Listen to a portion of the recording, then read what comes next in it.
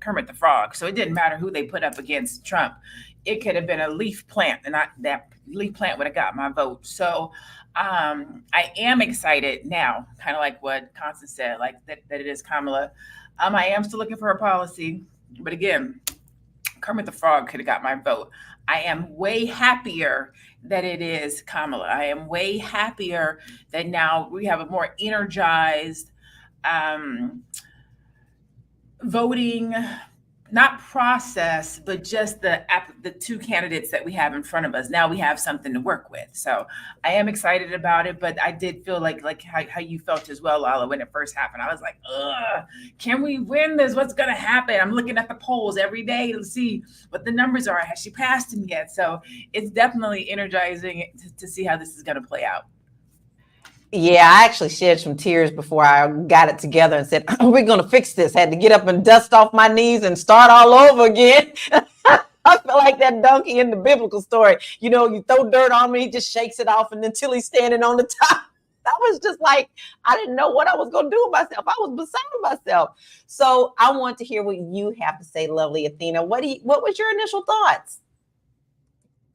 Well, when Biden announced that he was walking away, I was like, I knew it because I said it on the show before that this whole COVID diagnosis is just a setup for him to exit stage left and make it look as graceful as possible.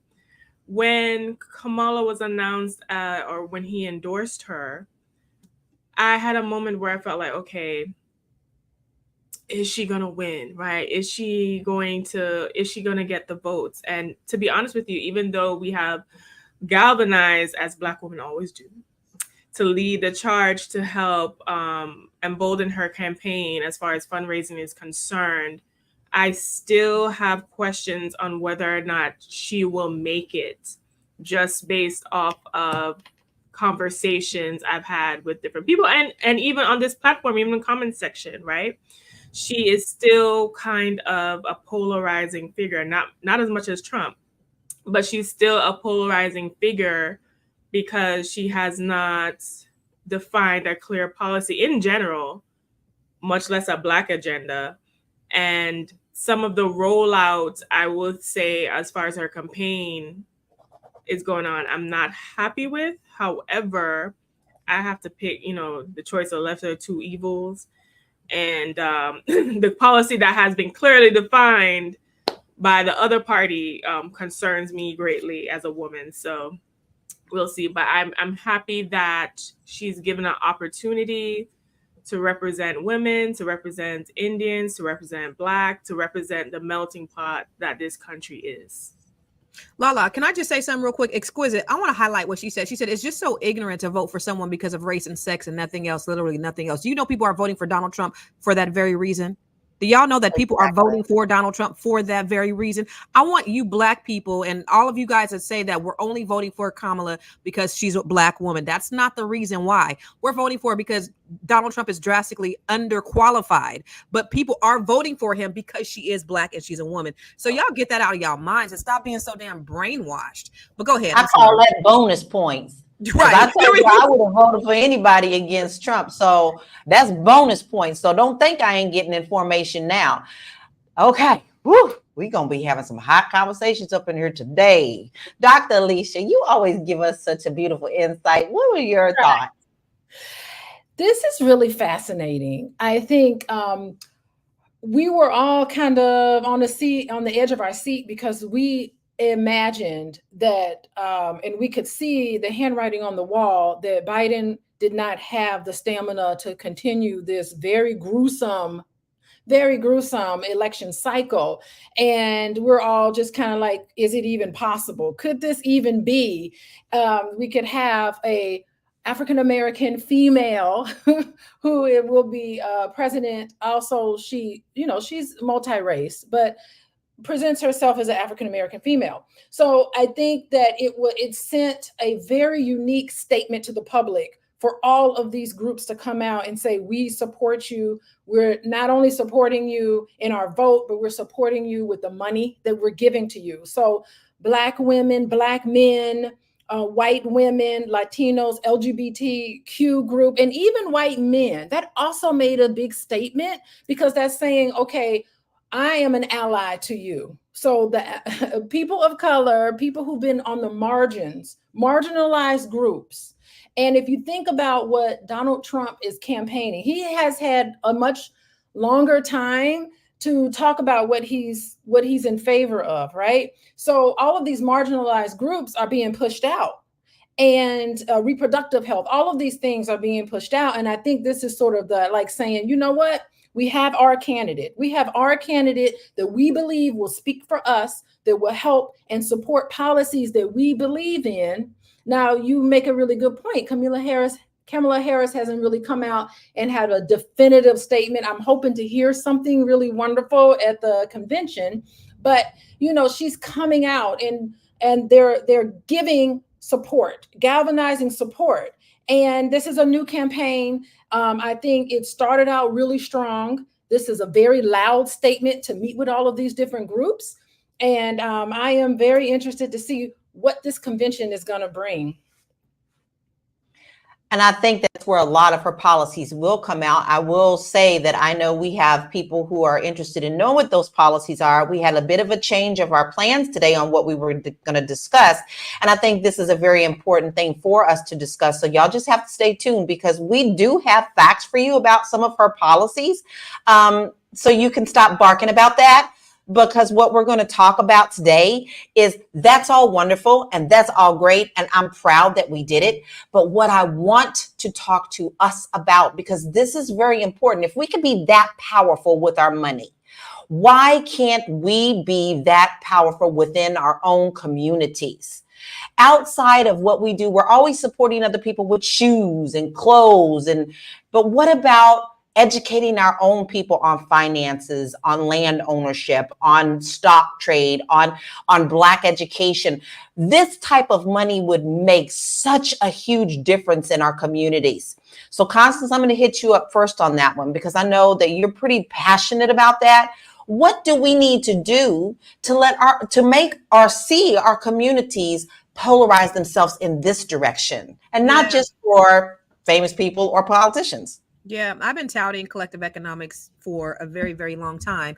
And if you look at other communities, because there's so much infighting with us. If you look at the comments, you see a lot of Black men against Kamala, and it's actually pretty disheartening.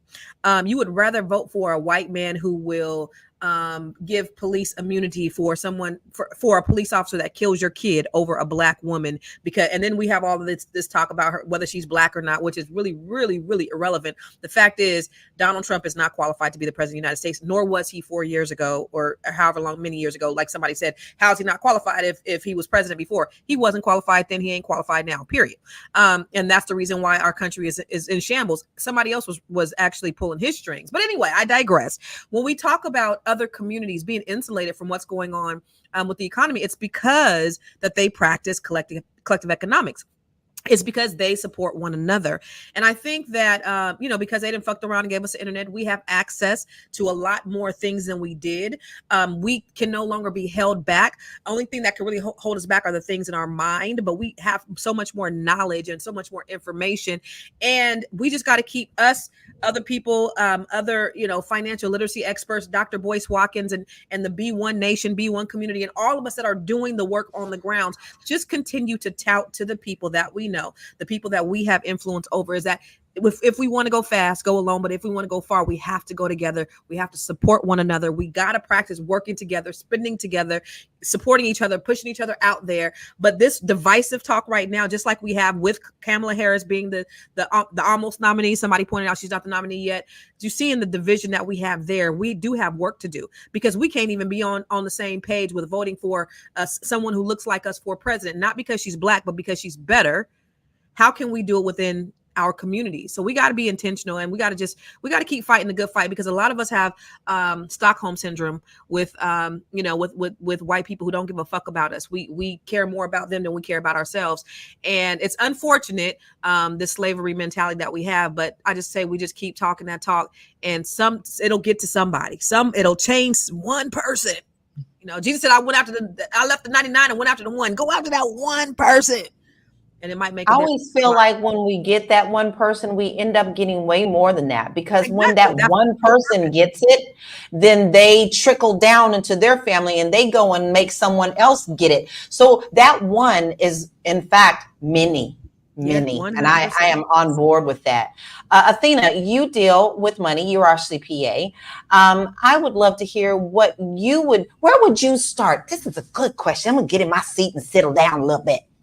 Where would you start with our communities to get us on the right track so that we can galvanize together?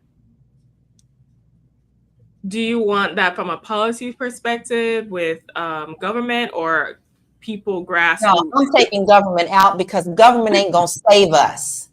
It is Mhm. us who's going to save us. And when we get out of that mentality that the government is going to save us, then maybe we will stop infighting over stupid things about you ain't black enough and you ain't this and you ain't that, and get on the real page. So I'm talking from a perspective as a Black woman in your community.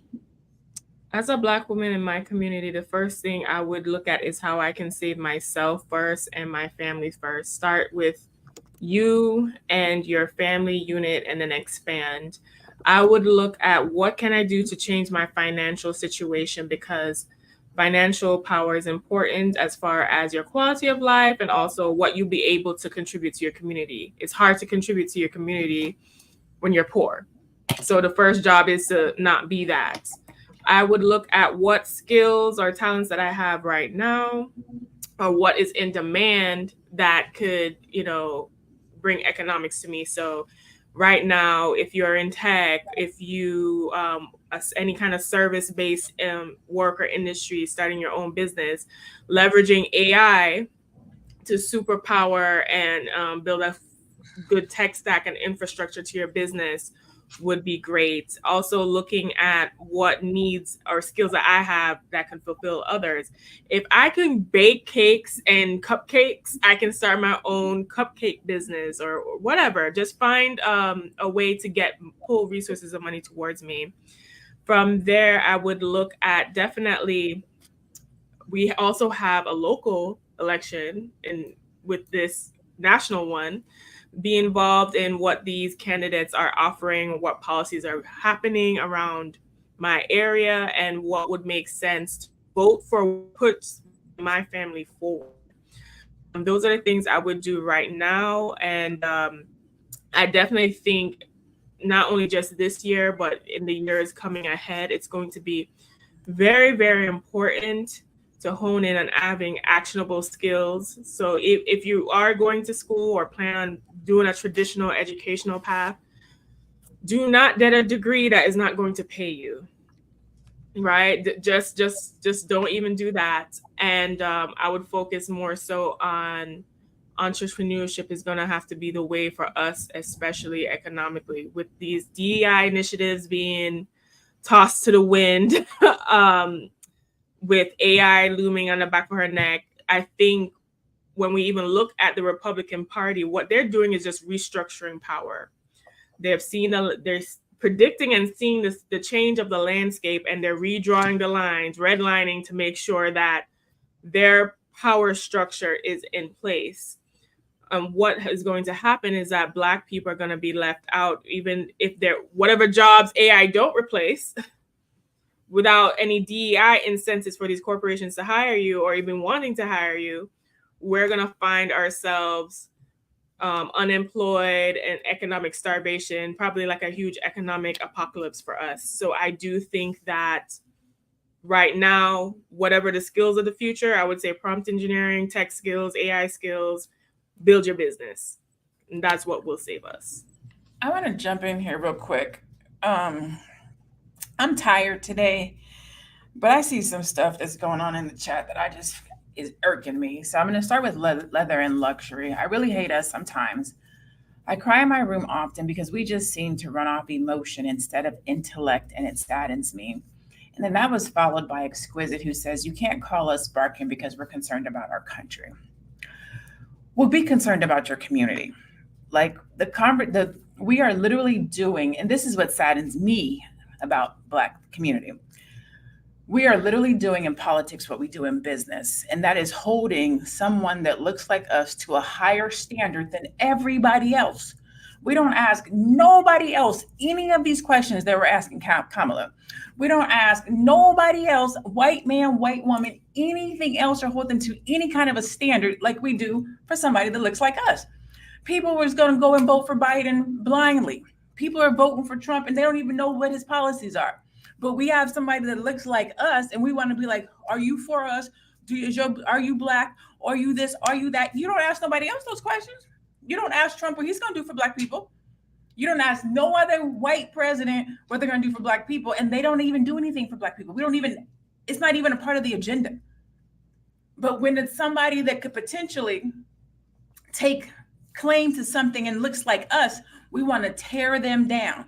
We do it with black businesses. We do it with other people in our family that's black that's trying to do something positive. We go in and we start ripping them apart and start tearing them down. And then we want to say, well, I'm looking out for my country. Look out for your community. Look out for your brothers and your sisters. Look out for your family.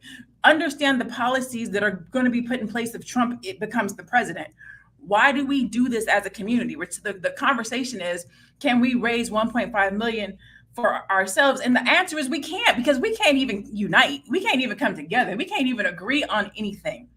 We have a problem when it comes to seeing one of our own elevate. That's the truth. That's the real truth. When it comes to seeing somebody else do something positive, whether it's political, in business, in a career, education, a sport, we tear them down. Simone Biles, we out here talking about the chick because her edges is not together. She out here getting gold medals and we gonna rip her apart because her edges aren't done. We have a serious problem in our community when it comes to elevation and support. Can we ever raise 1.5 million for our community? Nope, because we won't stand with each other and unite to see somebody get elevated. That's the real problem. That's literally what we're talking about. And that's what you should be crying about. You should cry about that fact. We should be talking about how do we fix that? Because that's sad. I agree wholeheartedly. I call it the crabs in the bucket mentality. When you get a bucket of crabs and they're trying to get out, they clamor over each other and pull the one down who's on top because they're too busy trying to get to the top themselves. Until we get over that mentality, I don't see us improving. And this is why it's so very important for us to start within our own homes and then our own communities to make that change. If you're just now joining us, you are watching Fly Nubian Money. We are here Monday through Friday at 1 p.m. Eastern Standard Time. We discuss very important things in our community. Sometimes we have little fun topics, but today we're talking serious things. If we could raise money for political people and pay other people for fashion and Gucci bags, how is it that we cannot turn around and do something positive in our own neighborhoods? And where do we start with that? If you love our content and you want to make sure that you don't miss any of it, you want to make sure that you text the word Queens, QUEENS, to 87948. And if you just can't catch us, you always can catch us on Spotify. So go to Spotify and download us there. Fly Nubian Money, and then go ahead and give us 5-star rating so that we can be found a little bit easier. That would be greatly appreciated. Now, we are talking about money, so we give you solutions to help you get your money right. So you need to head on over to our website, flynubianmoney.com. We have free financial resources, courses, and more. I said it starts with us. So you need to get your financial house in order so that you can help others get financial and support the things that are important to you. Now, Dr. Alicia, the comment about how, she hates us sometimes. She cries in the room, often because we seem to run off emotion instead of intellect, and it saddens her. What are your thoughts on that? What is the emotion part of this, and how can we deal with that to lessen that? Yeah, I'm not certain that running off of emotion is something particularly ascribed to Black individuals. I don't know what necessarily where that comment came from, perhaps. But I mean, I think all of our decisions, most of our decisions are made off of emotions. And it's not a bad thing. there's something too. If you ever had a hard decision that you needed to make and you tell yourself, you know what, I'm going to sleep on it for a little bit, that is a great thing, because that's where emotion and intellect kind of come together and you have what's called wisdom. So you don't want to ignore emotion, because sometimes your feelings, things in your gut feelings, that's kind of hard, squishy, hard to definitely pinpoint. Sometimes those things can give you information. Your body and emotions can give you information that you're not cognitively, objectively seeing. So I think first of all of us run on emotions, and secondly, we have to use it to our advantage. We have to recognize that it's a very important piece there. And yeah, so it's a very important piece. I wanted to make a comment about, I love this crabs in the bucket that Lene was talking about, and it really signals to us how hard we are on each other. And it is I just want to bring up that it's when you're in very oppressive community atmospheres, that oppression and those negative thoughts that you see all the time, negative images that you see about yourself, sometimes gets internalized. And so you just have this internalized oppression that happens, that I think we need to consciously kind of take a look at and examine. I see it all the time with couples, because a lot of times in my office, I'll see like a woman and she'll be ascribing to her husband stereotypes of Black men. That's not what's going on here. Like, stop stereotype, stop with this stereotype about how Black men operate. It's a stereotype. It's not true. Your husband really loves you. He just made a mistake. It doesn't mean that all Black men can't trust no Black man. No, you're carrying out this stereotype, just like with Black women. I see it all the time in my office, and I have to kind of point out how much of this is really what they're doing versus how much of this are you bringing to the situation, because like everybody else, we are susceptible to the negative images that we see about Black men and Black women. And I know you guys talked about that in a lot of different ways, so I really love that part. But that was the point I want to make. Start to really consciously think about some of your automatic thoughts about somebody and really question where that comes from. Yeah, sometimes we got to check ourselves, right? Mhm. I know I've learned that as I've gotten older. Now, you would have told me that at 20 and be like, I'm good. But at 54, I see that a little different. I always try to check myself before I open my mouth, because sometimes you may let your emotions run fast and then you're sorry that you had said something.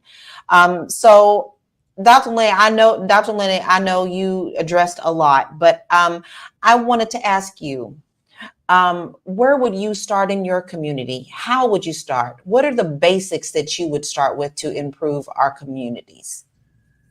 Oh, definitely kind of what Athena said, like at home, right? So at home first, educating our next generation, your own family, your own kids, your own cousins, and their education, but then actually getting out in the community and volunteering, showing up for educational things, showing up for academic things, showing up in the business community.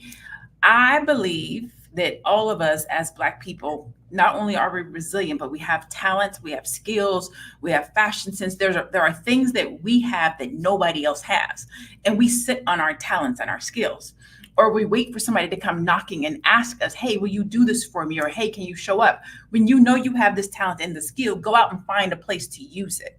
We all have a voice. We all have ideas. You can see in the chat, everybody has an idea, everybody has a comment, everybody has something to say. Use your voice. Don't be a keyboard gangster just sitting and watching YouTube videos and giving your opinion. Show up. If that's how you feel, and that's what you think, show up and be present in a place where you can see progress towards what you think and how you feel. We do a lot of sitting on the sidelines and critiquing, and not a lot of showing up and being proactive. We started 400 years behind. We're way more than that now. Academically, financially, with our votes, in our relationships, with our money, in our business, you name it, we're at the bottom of the list. But we have a lot of opinions and we do a lot of talking, but we don't do a lot of showing up. We don't do a lot of execution. We don't do a lot of taking action, and we don't do a lot of making things different and better. So that's what I would say to do. Take action. Can't get your goals if you don't put the foot forward. That's the way I say it. Constance, are we waiting for a savior? First of all, I want to say, Dr. Lede, sis, I know I fell off, but I was still listening. Give me a virtual high five. I love exactly everything you said. No, because she said, I'm tired, and I'm tired. I'm tired physically, but I'm tired of y'all self-hating Negroes and not doing it anyway. You already said what you said, and I just wanted to give you props for that. And it's so funny because I see people. Let me just go here to these comments real quick. Kamala's black. Y'all, she's black for real. So this idea that her dad is Irish and he's a black man from Jamaica. Google is your best friend. So first of all, that. Secondly, when we talk about what we need to do inside of our communities, I do it every single day in educating Black people, specifically Black women. I love Black people so much that I'm always, everything that I've done in my life, I share with other people who look like me. So I've made millions of dollars. I invest in real estate being the number one wealth builder in this country. I share how to how other people can do that. So everything that I do, I teach other people. But the caveat to me teaching other people is that they teach other people. So it's not just about me teaching them. It's about them going back into their communities. There's an African proverb that says, when you teach a man, you teach an individual, but when you teach a woman, you teach a nation. And that's the reason why I am so passionate about teaching Black women, because I know Black women are going to change things. All of us Black women on this panel are world changers. We are out here educating ourselves and educating other people so that they can do what it is that we've been able to successfully do. That's what we dedicate our lives to. So I believe we can do it. It starts with one person, but that's how the trickle effect happens. You start with one person and then it just starts to spread. And so I'm optimistic about Black people. I know that they said in 2053 our wealth was going to be a zero because we're not galvanizing, we're not coming together. Things like I see in the comments, things that I'm seeing all over social media, how we're so divided, especially around gender. But I think if we can just really think community, like Lene said, community first before we think country, think about us first, because white people ain't coming to save you. Jewish people ain't coming to save you. Asian people ain't coming to save you. We got to save ourselves. But it starts with us starting to work together, because united we stand and divided we fall. And we are failing. And white people have infiltrated us for so long and caused us to. And that's why you see white people on here and everyone, she ain't Black. Donald Trump, she ain't Black. She ain't Black. So the fuck what? If she is or she isn't, but we know she is. But they're sowing these seeds of division, and we eating it all up, you guys. We got. I mean, with the gravy on the biscuit. So No let me stop all these. Can I just say this? No other time do we debate a president's race. We don't be like, oh, he's Polish and not Irish. No, he's Greek and not. We don't do that. But if it's a little bit of Black or it looks a little bit different, we got to know, where's Obama from? Who's Hawaiian? Right. But why? We don't do that for nobody else. Nobody else. Nobody else. Y'all disqualifying her because she ain't Black. And it's just, and then they keep talking about, well, what are her policies? She just got nominated, y'all. It's been a week. Can we give it some time? We gonna get there. We just had the convention. Like, give it a minute. Dr. Google, just like you always say, Constance, there's plenty out there on what her agenda is. Go look for it. But this is what I want to do now. I'm going to switch to a couple of these comments. And some of them I'm just not even going to read. Because what I see is baiting. What I see is more infighting. This is not what we are about here at Fly Nubian Money. What we are about is uplifting our community. So if you don't have a solution, I don't want to hear the argument. So I want you to start putting in your solutions. Where would you start? Outside of politics, stop talking politics, stop trying to divide. I want to know, just like I asked my beautiful queens here, where would you start in your community to make the change? Because all this back and forth garbage is getting us nowhere. And I don't know about you, but I'm ready to move forward. And that means me teaching someone else how to be better and how to raise up our community.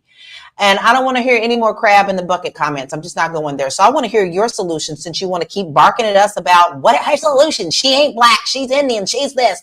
Give me your solution and tell me why you're not asking Trump and these other politicians who fall in line with him, like Mitch McConnell and all those other people, the same questions that you keep telling us that you're trying to ask from her, because I don't see you doing that. Simple as that. If you're just joining us, you are joining Fly Nubian Money. We are here Monday through Friday at 1 p.m.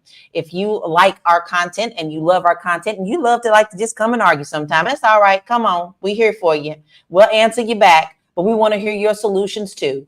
You can text the word Queens, QUEENS, to 87948.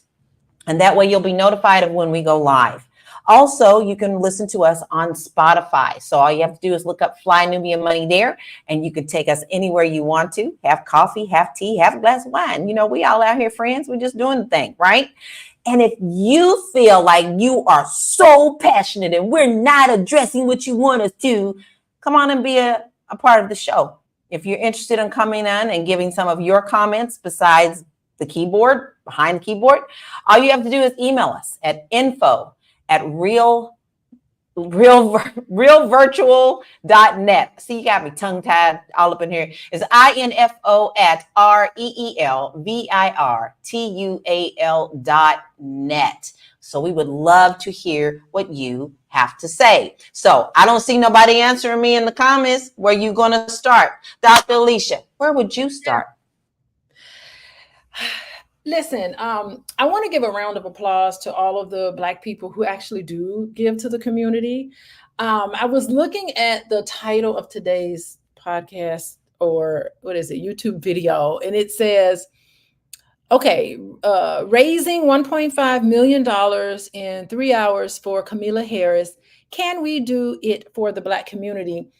And I mean, just that question alone, it seems like it's saying, because you give money to a political candidate, that it somehow takes money away from the Black community. And I am thinking of many instances where Black people have, and we know the economic conditions of Black people, right? And compared to other groups, we have really dug in our pockets and given money to a lot of charitable organizations. There is tons of, and I don't have the history off the top of my head, but I'm thinking of several where we have pulled our money together to create banks, where we have given money to a Black Wall Street initiative and all of these things, and sometimes with success and a lot of times without the success that we were hoping for. But I really do want to, I think that in that question, it's assuming that we just haven't been trying, you know, and I just think collectively as Black people, we have done so much since slavery to really try to get back on our feet. And I will tell you, we have been taken advantage of in so many different ways. And I think psychologically, yeah, I can understand where Constance is coming from, where Lene is coming from. It can make you like really tired because you see the issues. You can kind of imagine what the solutions could be. Are we going to put all of our woes, all of the issues of the Black community, are we really going to rest all of that on the back of Kamala Harris? You know, is that fair for her? Is that fair to do that to any president? When we were trying to do this with President Barack Obama, he immediately said, hey, y'all, we have to do this together. I cannot do this by myself. I need you guys to stay involved. I need you guys to continue up. Like he said, please, he was begging, please do not get apathetic. Please do not go back to sleep. And for many of us, we went back to sleep, right? So, I mean, I just think there's so much, we start pointing fingers and we start blaming each other. All the people who make comments, the trolls who make comments, I just see really angry, sad people. And maybe they need to be heard. Maybe they don't have a place where their frustrations about Black women or frustrations about all of the things that are probably happening in their life, maybe they don't have a place to go to. And so they're like, you know what? I'm going to go on here and I'm just going to troll Fly Nubian Money. I'm going to do this. And I get it.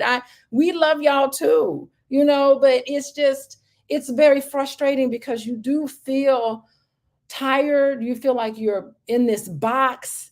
You feel, I mean, there's so many things, like our mainstream society is so toxic.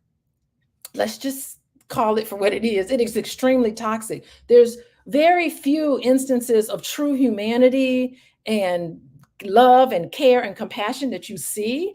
And it's just continuing with us in the Black community. And we just really need to focus our attention on things that are working for us. Let's continue to support whomever we feel like we need to support. And I think it's okay, but we need to just not throw money at things and think that that's going to be the solution to Black problems. And it's not going to ever be.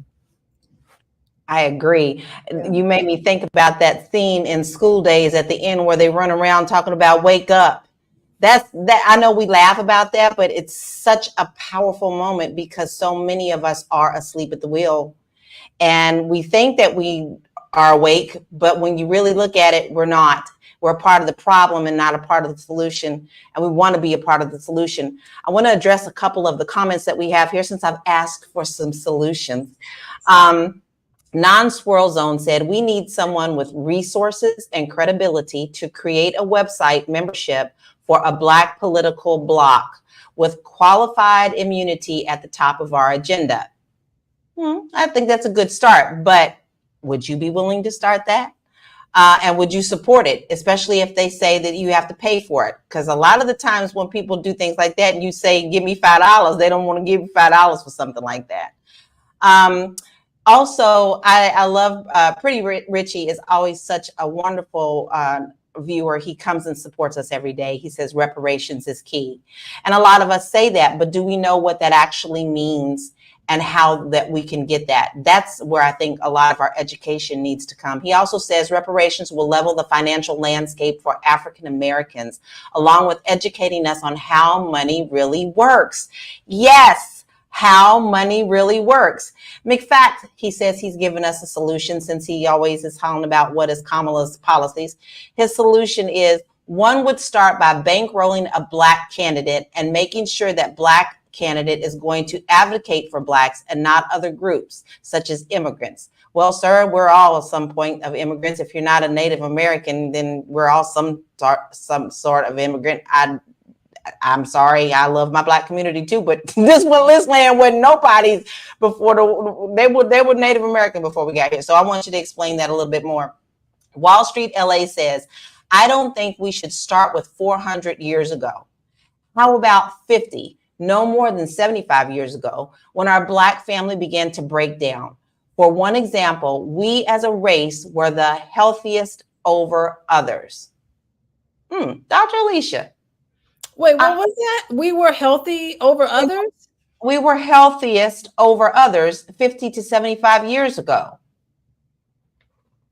We were, is he talking about the Black family was strong? I would love to hear him for the clarify. Dr. Lene, do you have a feeling? Yeah, it sounds like he's saying holistically, 50 to 70 years ago, we were in a healthier position over others. Our families were more secure. We had two parent households. I think that's what that person is saying, and I don't disagree. But we still were behind, and we still were on the bottom. So as a unit and as a community, yes, we were healthier, but economically and having rights and powers, we were not. And even when I hear these comments, like I hate to. If we're being honest, like for real, a Black candidate for Black people and Black issues is not getting voted in. Like, just like, be honest. Like, why do we say something like that? It's not going to happen. Never, ever, ever. Like, we sound like them damn hillbillies that are voting for Trump. Like, y'all don't even understand basic civics. That's not how this works. I think we all need to go back to Schoolhouse Rock. How a bill becomes a law. That ain't how it works. Really.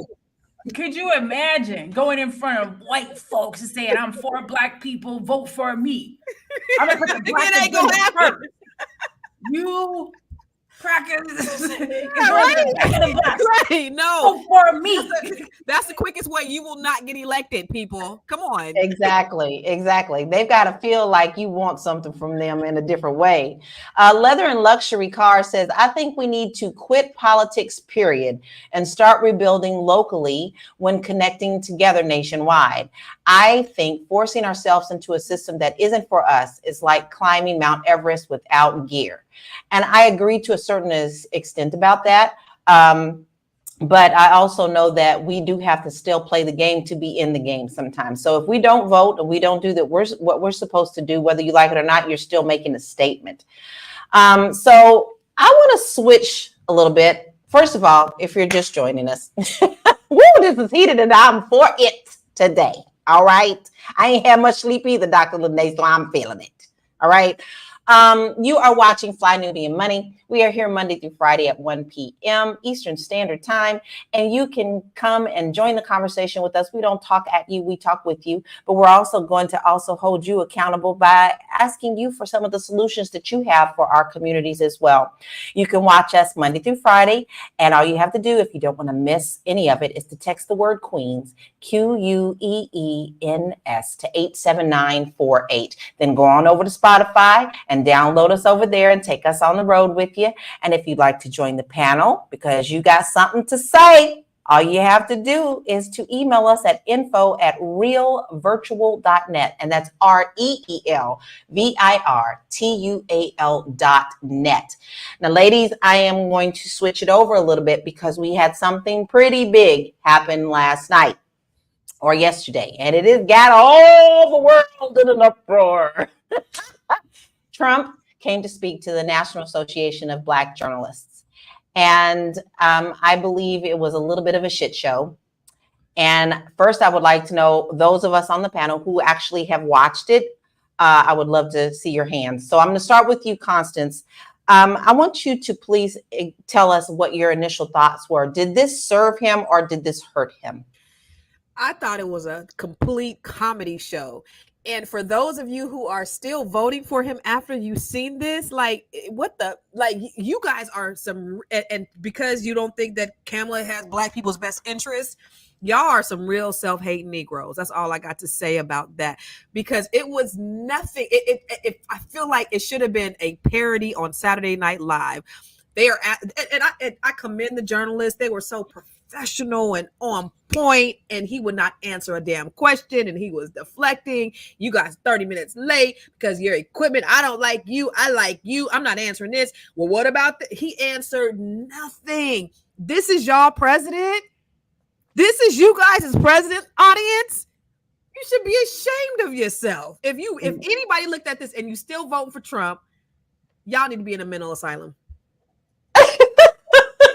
Well, he came out hot and heavy and angry, but we also want to say that he pointed the finger at them, saying that they were 30 minutes late due to technical difficulties. In fact, they were 30 minutes late because he didn't want to be fact checked. And also he wanted a certain person to come and interview him. I want you to say that one more time, because I think they really, really, really need to understand that. They were 30 minutes late. Why? Because he did not want to be fact checked, period. That way he can still roll his rhetoric. And he also wanted to choose who was the ones who were able to give him the questions. He wanted the people who were in his pocket to question him. Instead, he got some pretty powerful and very educated women. So, Athena, do you feel that these ladies came ready and was really expecting him to give honest answers?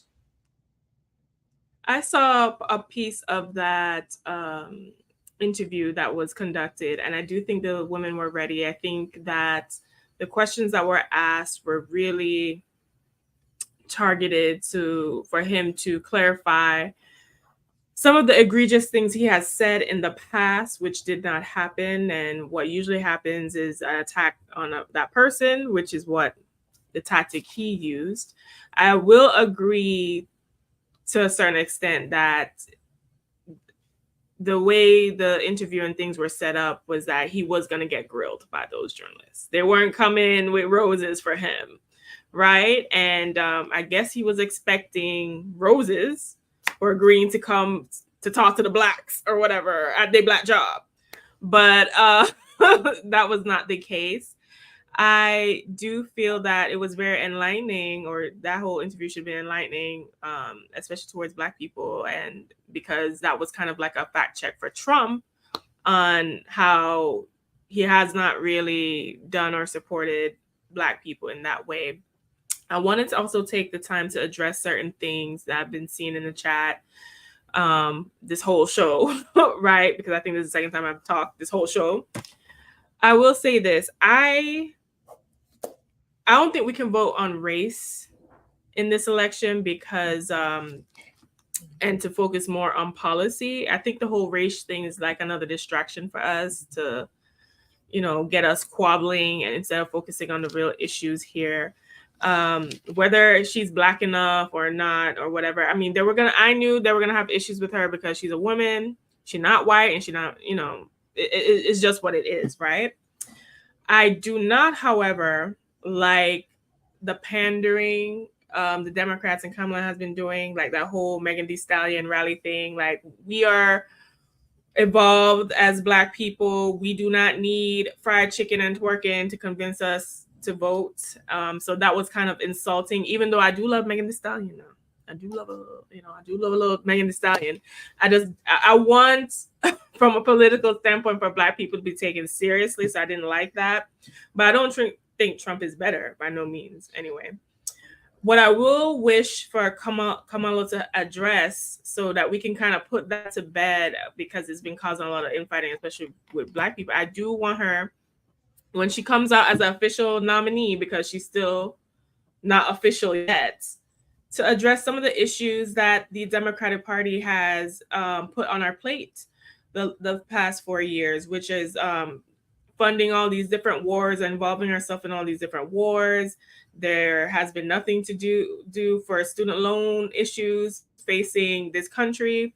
I don't like some of the immigration practices that have gone on for the past 4 years, even as an immigrant.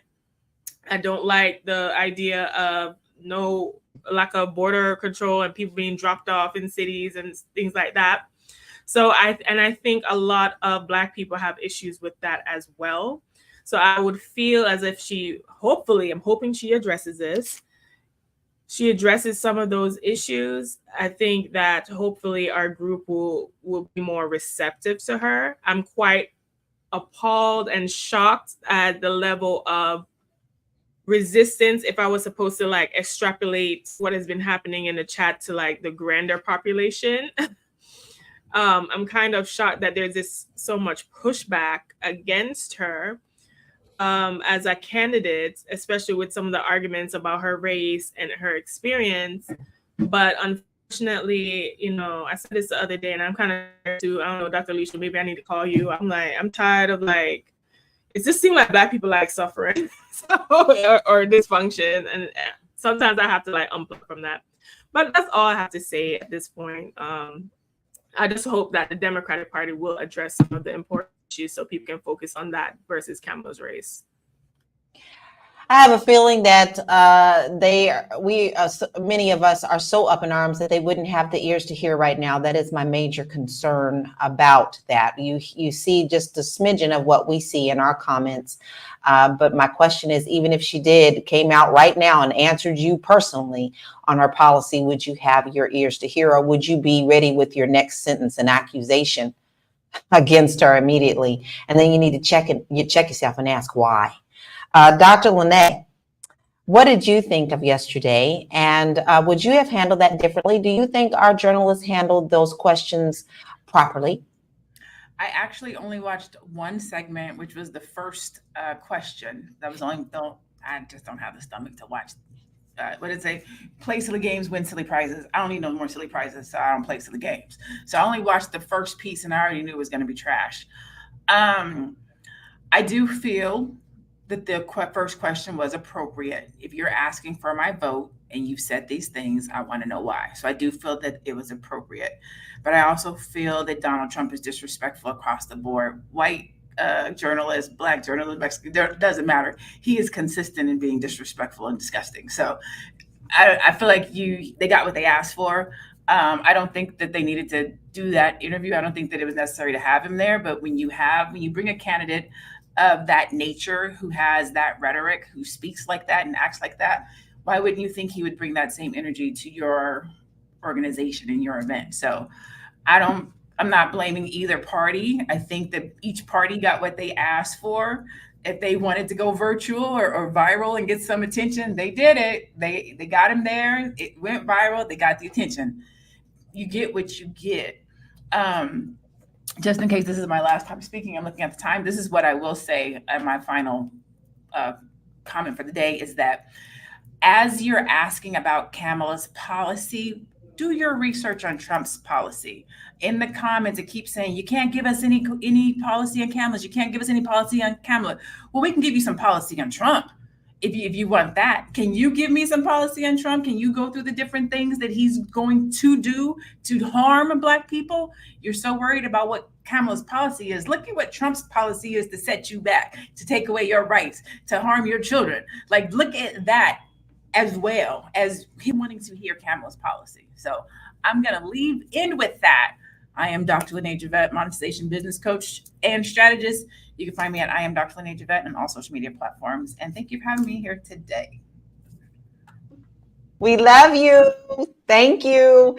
My mama always taught me if it looked like a duck and it quack like a duck is a duck. Ladies, we really have had a really good show. I know a lot of people were here just because of the topic, and a lot of times we get a little emotional and upset about things. This is our country. I do love the passion for our country, but I want it to be in the right direction. So let's go ahead and wind this down. I'm going to start with you, Dr. Alicia.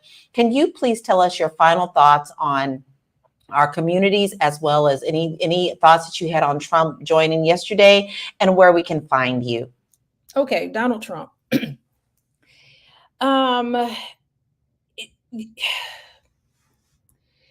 I don't think Donald Trump took this opportunity to be interviewed by Black journalists very seriously. He didn't really respect any of those women on that stage. He halfway gave respect to one woman, but I don't really think it was really there. And I just think that disrespect that he gave to their question, that lets you know that he doesn't even care about Black people, because he didn't even recognize any of the salient questions that we all had. I mean, those journalists were very well prepared, very competent, and he got up there and he tried to make the entire organization look incompetent by pointing out different things. And I just think that he just almost, you know what it reminded me of? It reminded me of how you would treat somebody if a third grader gave you an interview versus you're being interviewed on CNN. Like, he treated that interview as if it was somebody very insignificant asking him questions, and he didn't even really need to give a very full, complete answer. And I just think that I think that's troubling. So with that, one thing I will say is that, look, this is what advice I have for all of you all here and everybody in the chat, the trolls in the chat, toxic people. You got to treat them as, you talk about emotion, you have to treat them like you are a gray rock. Have y'all heard of the gray rock scenario? When toxic people just write things in the chat, when people like Donald Trump, who I think is pretty toxic, when he just says these things off the cuff, do not get emotionally sucked into this, because they win. You have to become a gray rock. They throw attacks at you. They're saying things, making you look incompetent, starting an argument with you. You just turn into a gray rock where you don't respond, you don't react, because the more you respond, the more you buy into it, the bigger the trolls are going to grow, the bigger toxic people become, because they feel like they've won, because they got you. They got you. Here we are in a nice, loving disposition, and we're allowing comments. We're allowing people like Donald Trump to get us moving and get us going. And really, that's the best. And Black people do it all the time. So the best way for us to win is to ignore them and keep on our square, so to speak. Let's just put our heads down, keep doing what we've been doing. Let Donald Trump be Donald Trump. Let the trolls be who they are. Let toxic people continue, because toxic people do not have a happy life. Their life is miserable. And so really, they don't let them think, they on social media and they'll let you think that they live in their best life and all that. They're not. So just continue. Do not let these things get you caught up emotionally, because it's wasted energy. And with that, I am Dr. Alicia. If you want to get a breakaway and become a gray rock from toxic people, you can contact me at coachingwithdralicia.com. I absolutely love that, Dr. Leisha. I always can count on you to say something that makes my heart happy. I love that. And I have not heard of the Gray Rock, but I will be incorporating that. Before I speak to my last two queens, I do want to roll a little bit of what happened at that summit. So let's go ahead and look at that. And then, Constance, I want to get your thoughts right after that. I have been the best president for the Black population since Abraham Lincoln. That's my answer. I want to start by addressing the elephant in the room, sir. A lot of people did not think it was appropriate for you to be here today. You have pushed false claims about some of your rivals, from Nikki Haley to former President Barack Obama, saying that they were not born in the United States, which is not true. You have told 4 congresswomen of color who were American citizens to go back to where they came from. You have used words like animal and rabbit to describe Black district attorneys. You've attacked Black journalists, calling them a loser, saying the questions that they ask are, quote, stupid and racist. You've had dinner with a white supremacist at your Mar-a-Lago resort. So my question, sir, now that you are asking Black supporters to vote for you, why should Black voters trust you after you have used language like that? Well, first of all, I don't think I've ever been asked a question so in such a horrible manner. First question. You don't even say, hello, how are you? Are you with ABC? Because I think they're a fake news network, a terrible network. And I think it's disgraceful that I came here in good spirit. I love the Black population of this country. I've done so much for the Black population of this country, including employment, including opportunity zones with Senator Tim Scott of South Carolina. I think it's a very nasty question. I have answered the question. I have been the best president for the Black population since Abraham Lincoln. That's my answer. Better than President Johnson, who signed the Voting Rights Act? For you to start off a question and answer period, especially when you're 35 minutes late because you couldn't get your equipment to work in such a hostile manner, I think it's a disgrace. Let me say Central Park 5. Let me just say Central Park 5. Central Park 5. Central Park 5. If you don't know, you better look it up. Constance. I don't even know how y'all even excuse, because they've even excused it. Did you guys see the whole thing? Let me just tell you 9 traits of narcissistic personality disorder: sense of self-importance, preoccupation with power, entitled, can only be around people who are important or special. They're interpersonally exploitive for their own gain, arrogant, they lack empathy, they must be admired, and they're envious of others, and they believe that they are superior. He is a classic narcissist. We just listened to a classic narcissist. He deflected. Narcissists take no responsibility or accountability for any of their actions. They ask him straight up questions. He dish it out, but he can't take it. I mean, y'all want a narcissist as your commander in chief, and he offers no solutions. And so that's just what it is. That's all I have to say about that. I want to go back to the question is, can we do it for the Black community? I do believe that we can. We are better together than we are separate. And so I want to go back to just put an exclamation point on Dr. Lene when she said we need to look at our community and stop looking at the nation.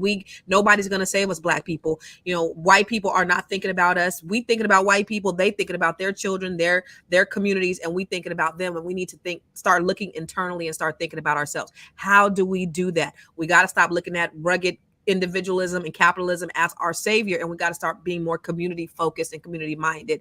We got to think collectively and stop working in silos and start working together. That's what we have to do. And so I'd rather be more about solutions, because politics is the great divider. That is the thing that divides us the most, is when we talk about different political parties. For people who don't give a fuck about us, we need to be looking at internally what's going to work for the betterment of our community, and that's working together. That's practicing collective economics. That's spending with one another. And that's supporting one another. And so take all that other shit out and let's start looking within our own community to find our own people. And that way we can be like the other communities who are insulated, the Jews and the Asians, It doesn't matter who's in office, they're going to still thrive. We're going to be decimated if a certain person is put in office. And that's the problem. So we got to start putting money in our own community so that we don't have to worry about that. So yeah, we can do it for our community. We just have to be more community minded.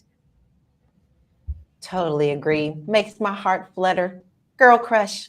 I also have to say, guys, there was someone who said Kamala didn't have the nerve to show up. No, Kamala already had something scheduled before they asked her to come. So she was let's at the make funeral. sure. She went Yeah. to Sheila's funeral, Congresswoman Sheila's, I can't remember her last name, Jackson, her funeral. So yeah, well, of course, people are going to spin the narrative, and it's always interesting to me that it's always fake news when it doesn't serve what they want to do. So let's take that into account.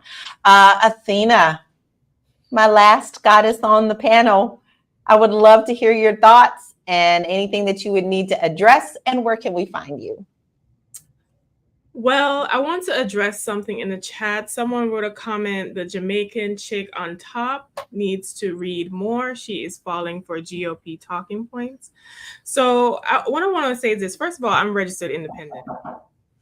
So let's that be clear. Second of all, I can critique any party. I think when you go through a political process, whether or not you're going to vote for whomever, you should be critical of both parties. And because I am also bringing things that Kamala does need to address, does not necessarily mean that I'm banning her. I'm just saying that these are some talking points that she probably needs to address.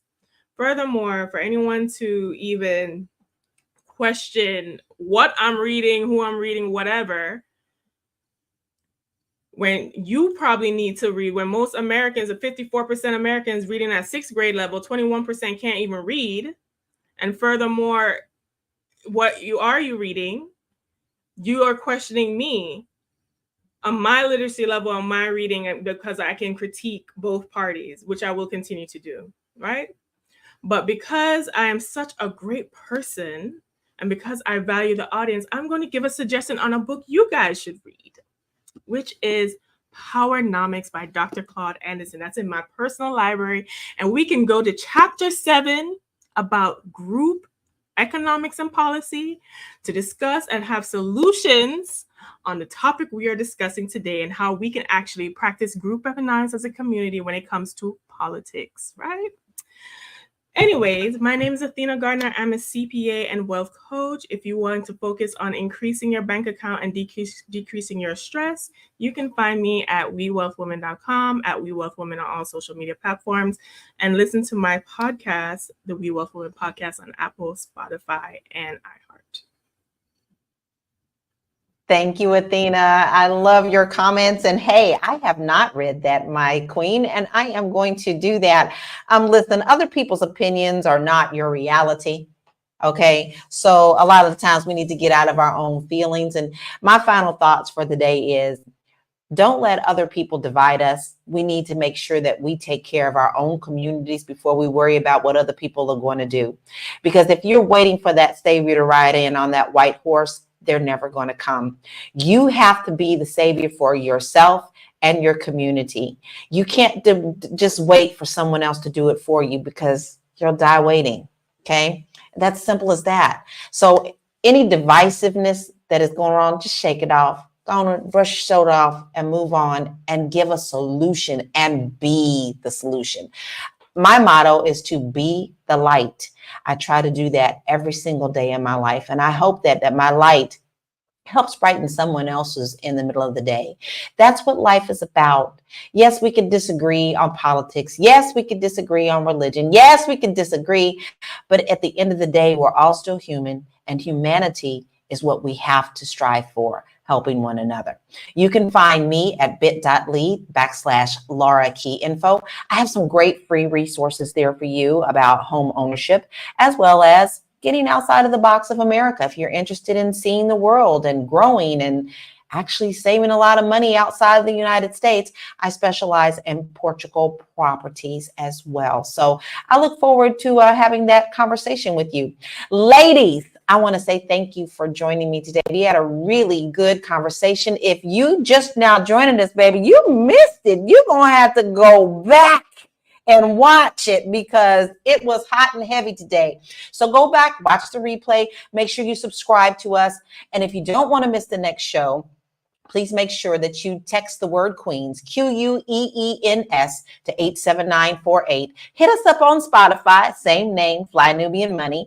Make sure that you go to our website where we have solutions for you to get your money right and your money tight. If you don't know where to start, that's a good place to start. Never be afraid to look at your finances. It's only a starting point. You can see the goal if you have the starting point, right?